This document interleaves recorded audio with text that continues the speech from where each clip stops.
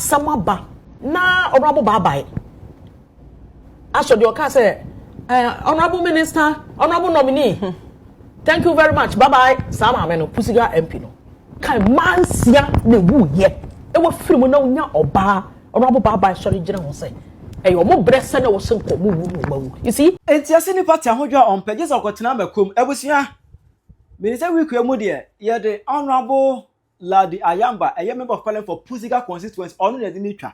N0NSENSE, the statement or making here concern the death of the 6 people now.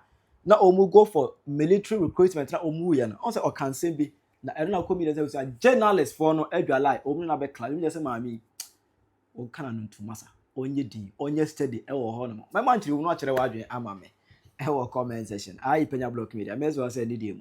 Obe like video no that my subscribe button na ba click notification icon no latest update na ba chele wa adwe dem ame e wo comment section that's also about so no share for so onya bi ahwe it and breach kese bo fa Ghana hanom abra ye mabunu yi a wo pese omu enya akonya eko soja mu no ebe som oman konkron ga be boy ho ban no Ghana Armed Forces bi omu apunum ana omu efa enipa omu pese omu fa mabunu je say enipa ko pese ometimi fa 4000 pe ometimi fa 4000 but enwa edomu a na even abodompem ewo kumase edoma na abodompem ewo eastern region yekoforudia edoma na abodompem ewo central region Cape Coast ana fe edom so na abodompem wa Accra no komu nyina bobo nipa ya apply so be say ye fo mo dwonu be omba sumo man as military men omutwam 60,000 across the country omutwam 60,000 but yes she betima for ye fa 4,000 pe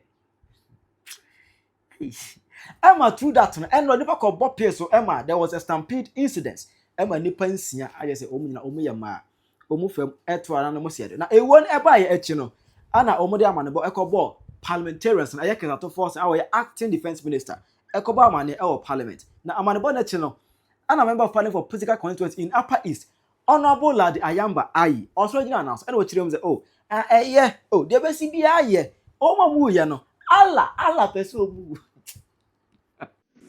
But I want us to all take solace in the Almighty Allah. There is nothing that happens that doesn't happen at the right time. This is what the Almighty Allah has ordained for them. Today is their day. No matter how, no matter what, no matter who was there, as what, even if we brought all the presidents of the world to sit there as ministers or whatsoever, once today is ordained for them to die, they will. And this is what has happened. Unless you don't believe in the oneness of God, unless you don't believe in the oneness of the Almighty Allah, it is not anybody who wanted them to die. There is no single officer there who wanted even one single soul to pass. Allah be so omu. Allah yesha bibia se enno ano na ewo se omu. Eti ana omu ente eye normal. Ewo do bia bewu eye normal. Na father ansem we na mami kan ye no. On se oye kramoni okura ngidie mu. Obia ne wuni asem. Se obekura ogidem eye nice. So be keep the faith.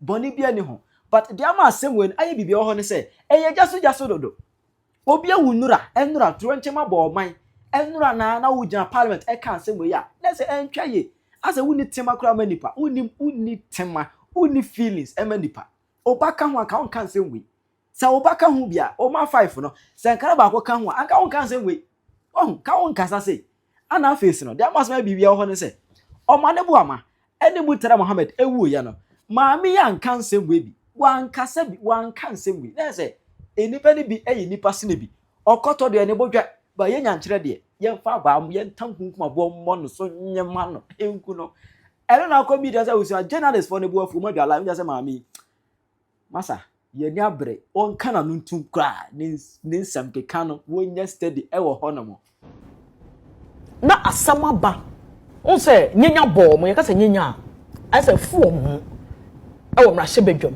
na honorable babai aso de oka say Honorable Minister, Honorable Nominee.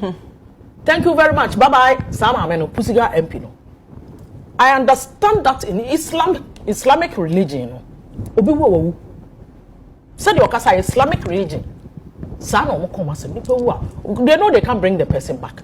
But not when such tragedy are happening or mining in our area bobo about time for or mama and one quite gem and one concern at that hospital be a collapse, a bit more air reviving and no money there and can man see the woo yet. And ma baby reproduce you as another work quality be a baby as say.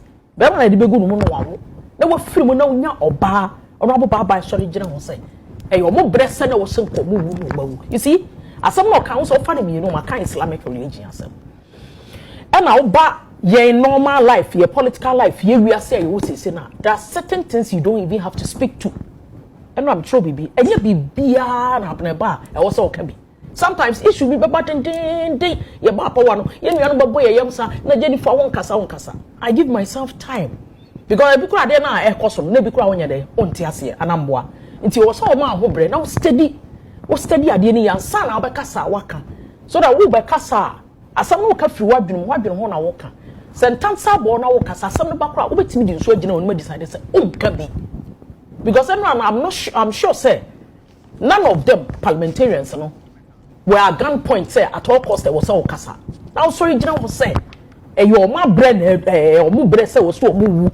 And no makwaku nanka enya wo kra no mokoye no mo ofia na mo ba bia ko wo ne baba pepa of course obie no obechene bo obie no obedi nchene da asen ma so obetene wiase so no de onwu obi abewu ye obi a wanyina me na baba ko my great grandmother she's like 127 no tiase onwu or me pia no obom di amamfo na ebe wanyini na chiri ba wo twe 98 ebusu apani me kakwa ko se obi abewu. But a true baby will be in slow tia. Only a sembia car. In fact, you never say one pardon. Because of Casa Samana in different way, your political window. Obi Badri say, I didn't see you are being heartless and found home as or ya be a mahu. Make us say be obi and a bear when a baba cope. You need to test the inflation. Mark was saying, we not to be pen I am sure. Really? Wow.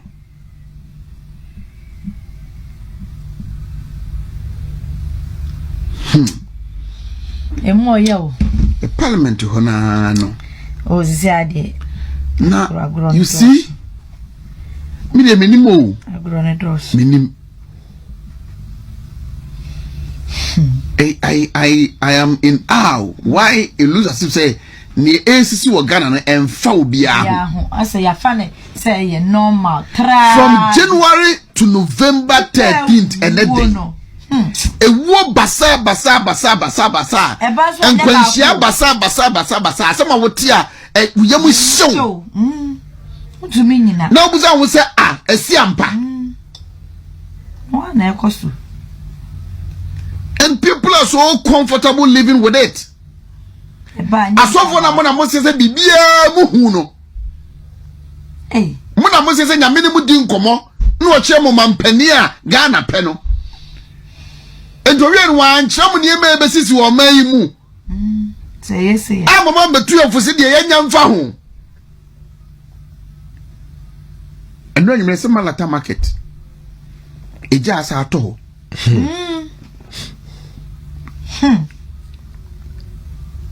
So we have come to a point in that a war maimuno o sora no pana upie na timisa akodu fia asomdwem a e say the wadi be enfie apem aseda and we have normalized anything that happens around us achaya na watwe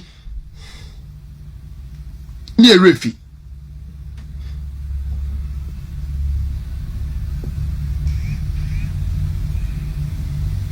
something our former defense minister spoke about it about 5 months ago. That we should correct it. Don't man bo amaka ho asemu. Say a kwan asrafo say wo mu fa nipa ye fa so ye no no. Ofisa ye tete kwa asem atwam. enti yen hwe ne yen sachire mu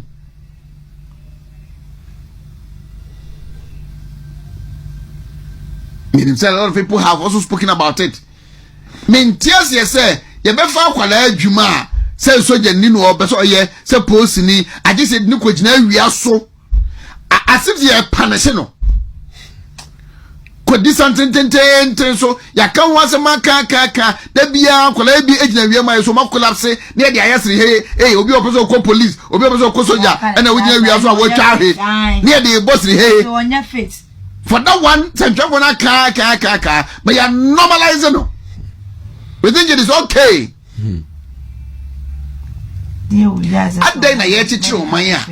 Say, ready, pay your bedroom pen so be.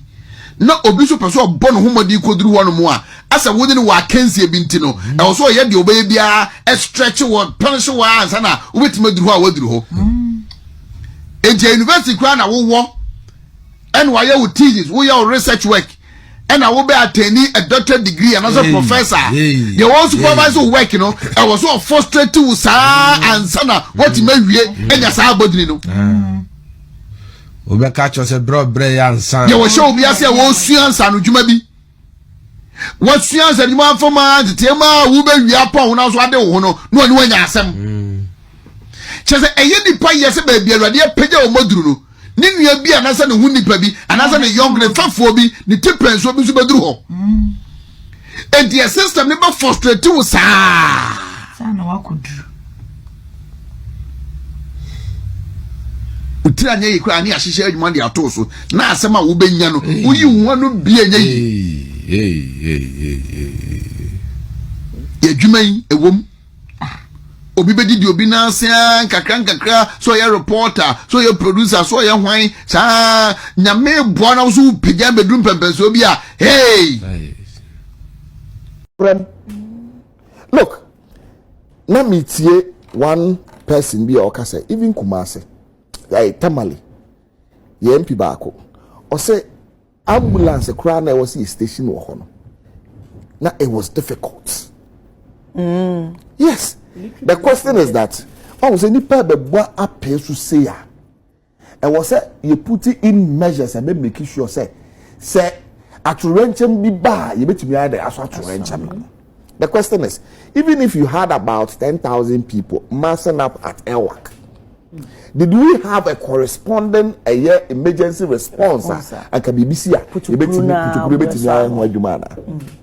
see another conversation. These are very relevant. Near ma. I was say you go up no so ansana. Ya ka say mofra na nyede emra he. E mofra ni bi. Me wo fa ba no. Endra no pa no. Ano test me. O test me 5 a.m. or say by 3 a.m. Na oh. E bi do 2 a.m. So just imagine say obia wa ko do 2 a.m. Na say ono wanda ofi o. Ano dey because who say we call recruitment what that kra wani na den enkum it was sorry ano ahomachi ko wakwakotena ho e bi kra ko e ho kra wanya nsu ano wagina wie mu atena fam wa why exhausted it is with the list of pressure no then the panoko ebe setting so and abena empanyin force ye kama funu ne kama dampa yen so as a citizen and was set moving forward ye to your share some of the videos obi out of femono na bi ma yom phone omu video wa bre ko nipa no se ne ho se no buana no won sorry I am one na nipa ni hia but obi wo ni ye de ani owu ni ye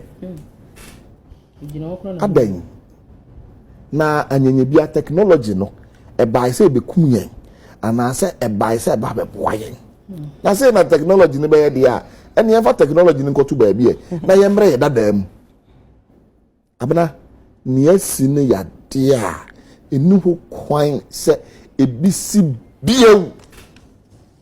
This is an opportunity for us to make reforms to make sure say you see a bema and mabunu adwuma e kwan ye be fa so e be mo adwuma no nya kwan ye de ombeko wuom and enona e ma meka say You see, we say na Jennifer Kasano can MP biasa. Yes, ye nuanu Muslim for. Womono omuhunu ne say so be wua na emre na so, but say na Jennifer kan no. That's not the time. That is not the time to say it. It was unfortunate.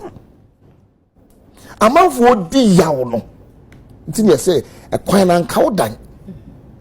E ka wodan a anka wo kasasa. Awofo e di yawo, abusuafo twaadwo. Omo nso mo te. Na MP betetere enra. Oba o say ni ebesi na ebesi. Hey, sir. Now back and one kabekasa. You see, I was seeing ya abadaye empathy at the mafoforo. Because niesi sabe enya dia ya de kumaza o. Nipa ensia na hwan ne nim sa nipa yi nya no mbaba ya daache. Ebia anka CDS bi wo mu. Enso na okọ. Ebia nkomu bi betimi abaye doctor, betimi abaye pilot, ene nipa no okọ. And when you maba wa o masiso from your friend is about 23 years. Omo wu na ye kan then MP says at the end the ebesi be head ebesi. It's unfortunate. Okay. It's unfortunate. And no and America say se bibi say isi a e wo se ye hwe ya no kasa yie ye ne abusua ye ntete wo mo re oni bibi aka ko no bibi ani wa be kan se nya Jennifer ke no waka wano atu again ye wura niti hu yesra no adan ye compare one a emani pawu ni o ma mani pawu ana. It's so unfortunate. And you see, you have been a defense minister before and can buy ye and cows you yeah free one nanky a pese ye hwese ye say oh but now 8 years send ye near ye na tete no sa na wo hwem ye de ye no na ene aba o be ka say nyame dome sir you should be careful. In fact, not me respect the power, but unfortunately, someone or kind of dear, the respect, and I'm a woman who need to respect in Nako. Because, oh dear, you have been a defense minister before, you've been there before. You know the problem. Only problem, no. Enti, adenti na aba, ya cheche a man for round, ya woka se, me dear, me denyamia se me breso, bibi sa anye den, ensi. I say, oh, bumpires will be breast dear. Ghana for ma and conco. Okay, could you first man? Abana, Yamba Busia for Yako. A bray a bra, a was a Busia for a so omumuye. Na omuhunu se nyame pe and no ye. A more thing, a more yak. Nan so a nya bansa. Omonche omuhure. Na breni bedru. Na ye kopeye nuanom krabea ye na eba betaw machi na ye jomo kwan kra bana medas. Okay. I listened to the statement by the very strong women advocate and Madam Honorable Laadi. Laadi, yeah. It is very unfortunate, but we will agree that she didn't mean it that way. Yeah. She said the right thing, but she said it at the wrong time, probably with the wrong approach at the point in time. Considering that the incident happened just some few minutes or so. And I also took it from a certain perspective, but I noticed Ibra was giving that explanation. You know, we Christians have a little different perspective compared to the Islamic faith, where you believe stronger than we Christians do, that whatever happens is the will of God, and you always say it that way. But considering the circumstance, also knowing that the people were not Muslims, you cannot tell, and further that people were just bruised, and at that moment you couldn't have been saying it was the right time. Look, we have been too hypocritical as a people, especially Africa. We have used God for almost every failure of ours. We have put too much needless responsibility on God. Then there's no need for him to even give us brains. And so you cannot have a system failure and be calling it God. I hate to hear that nonsense. I sincerely hate to hear that nonsense. Before God and man, Not long ago, we had a report of the incident report of the helicopter crash. We were told what happened. We all saw how the president was so hit by that. He lost cabinet ministers. He lost citizens of his country. He lost crewmen of his armed forces. He lost a helicopter and all of that. And you think you need to just sit somewhere and say, God this, God that. Then why the hell did God give you the functioning brain to work? So the military, I'm sure, unfortunately it didn't go well. They should accept responsibility. But moving forward, we must restructure things so that it is done in a very more modernized manner. Comment section. Ghana had say, I just said, oh, Penyah Media, Accra.